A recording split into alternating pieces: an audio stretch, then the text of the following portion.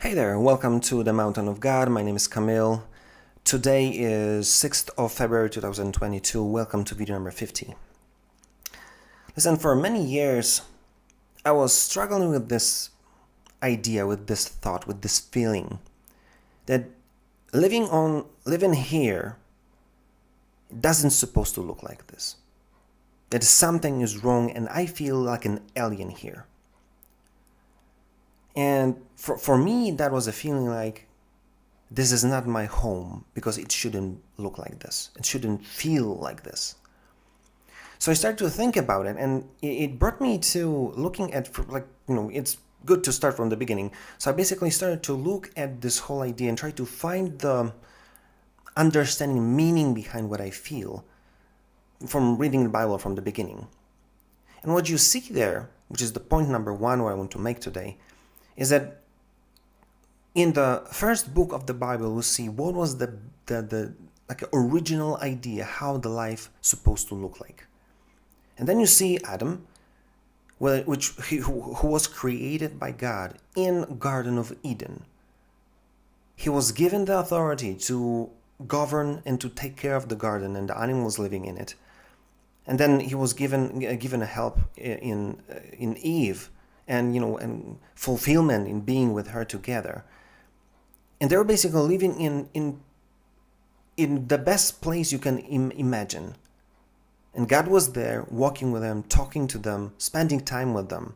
And I believe that he was teaching them, because it would make no sense to put Adam and Eve in the garden and say, deal with it. And they didn't even know how to speak. And it was like these Neanderthals trying to kind of understand this complex thing. It makes no sense. I believe that God taught them, and that was the whole point. That Adam and Eve, they were living a great and amazing life in a garden with no pain, no fear, no illness, nothing. It was just pure abundance, pure beauty, and everything was great. So they had capacity to be creative, to take care and really, really care of everything that was there in the garden. So that was the basic idea. And when you go through the Bible, even when we kicked ourselves out of the garden, the whole thing was basically the same thing. God is talking to Israel. I'm giving you life and death. Choose life. When you see whoever, like King David, when he was faithful, everything was awesome. Everything was perfect. There was peace in the country, abundance. Even in New Testament, you can see the Paul writing in 1 Timothy, I think, pray for kings and queens, so you would be able to have this quiet and peaceable life, so you could live in peace. That's the whole idea. And then when you look at the Bible and what it says about this whole story, it basically says that from the beginning, it was all about us living in peace. And because we kind of destroyed this whole thing, God, at the beginning in the garden, when we made a mistake, he said, I'll fix it. And then when you look at the Revelation, everything comes down to basically bringing us back to the Garden of Eden again. There's going to be new heaven, new earth, new Jerusalem, but everything's going to be perfect again. But then when we look at what the life looks like right now, it's complete opposite. No matter what you try to think about, everything is upside down. You eat things which are bad for you. When you're sick, the medicines, they don't fix you. They don't deal with what's the problem.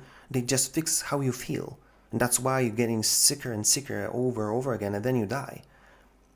When you look at education, it all tells some strange story which is not even true. And at the end of the day, all the wars which are coming from universities right now, the social changes right now, all the gender wars, religion wars, the ethnicity wars, everybody's against everybody, and there is no education which basically brings understanding and betterment for humankind. Everything is wrong. Everything is upside down. And then we're surprised that everything feels like this is not our home. And especially the evangelical churches, we have this kind of escapism, because it doesn't feel like home. We really want to get out of here. And then I want to look at it from Bible perspective, and to look at the Father and see what does it really mean where we are right now, and how we're supposed to understand, what we're supposed to learn about Him by understanding that. I don't want to go into the sphere of eschatology, because I talk about it a lot. But if you look at what's happening right now and the speed which is accelerates with, it looks like birthing pain. And I talk about this whole thing about not being able to buy or sell. Everything is so close. Even my wife told me like 2 days ago that in Italy now you cannot buy even a frying pan if you're not jabbed, just because you have to prove that it's essential. It's not so well. We're this close of fulfilling the prophecies on the global scale, which is precedence on a basically history. There was never such a moment in time when we were able to fulfill this prophecy globally. Now we can. But I want to look at it from the perspective, what does it really say about God Himself? Because when you look at this, first of all, He always said that this thing that we're living on right now was from the beginning and will be forever. There are theories which says, that He's going to destroy it and build something new, but there's no direct text saying about it. What you see is that when all this whole thing going to end, He'll come here. Church is going to be lifted up, changed, and coming back here to rule with Jesus. The Armageddon is here. The New Jerusalem comes here. It's going to be new earth and new heavens, but everything is going to be here. And one of my Bible teachers told me there's something you might want to check, but I love this idea because it makes it makes sense that it's not new, but it's as new, which means that it's going to be so renewed that when you compare one thing to the other, it would be a completely different thing. You would not believe that it's the same thing. But I look at it this way. Imagine that your kids loves cooking.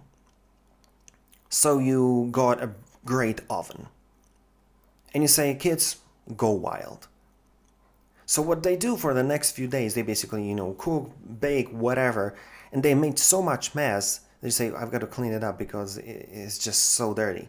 So you take water, take some soap, clean it up, make it perfect again, and say, kids, I clean it up. Please don't make a mess again, but go for it. It's for you. And for the next few days, they do the same thing over and over again, and they make even bigger mess. What do you do then? You start to look at it and say, it makes no sense to clean it up for 3 hours again with the water and soap. Let's use the auto-cleaning functionality. So you crank it up and burn everything in it which is not needed and then supposed to be there. You burn it to ash. So you clean it with water, then you're going to clean it with fire. Sounds familiar? See, that's the whole idea. We had a flood because we made a mess. Second time, it's not going to be water, it's going to be fire. But it's going to be the same oven. You don't throw it away just because, your kids made mess. You basically use auto-cleaning function. It burns everything to ash, and then it's ready to use again. The same oven. The same place.